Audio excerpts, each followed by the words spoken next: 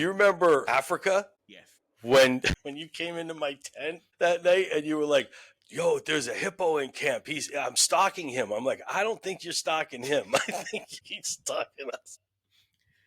So after further review with other people that have gone to Africa and they have had taken the pill that we were taking for malaria, they told me that they had a lot of vivid dreams with that pill. So I would say that I spent a night in my tent with my face down and a knife in my hand. And I was just thinking about like how this hippo was going to come inside my tent and eat me alive, and the only thing I could do was stop his eyes or something like that, because I was like so scared I was so scared to move or like lift my face or anything like that, because I just kept hearing this doom, doom, doom, doom. And then,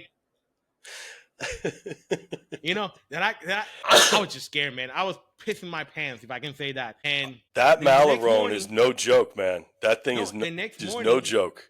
The next morning, I come out, and that's when I went to your tent, because I remember learning from one of the guys in Africa that he told me that, when you see a line track of grass and it's just like a parallel line like this, that's a hippo, because they walk with the two legs close to each other. And I kept going outside, and I'm like, oh, look at that. That was there. Oh, yeah, that was there. No, yeah. It was one of those times, man, that I don't know if it was real or what. That was the only time.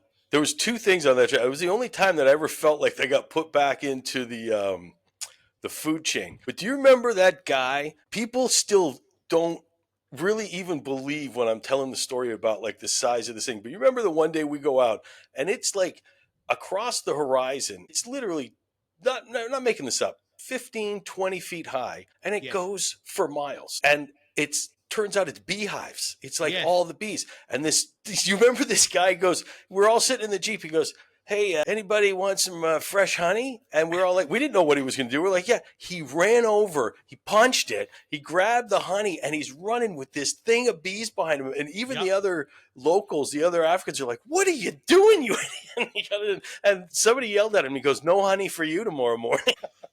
I remember sitting down at the table, and when they say fresh honey, I thought it was going to be like the honey ready to pour or something like that. No, it was the beehive. Yeah. Squeezing it to her toes. Yep. And by the way, that was the time that I fall in love with banana bread.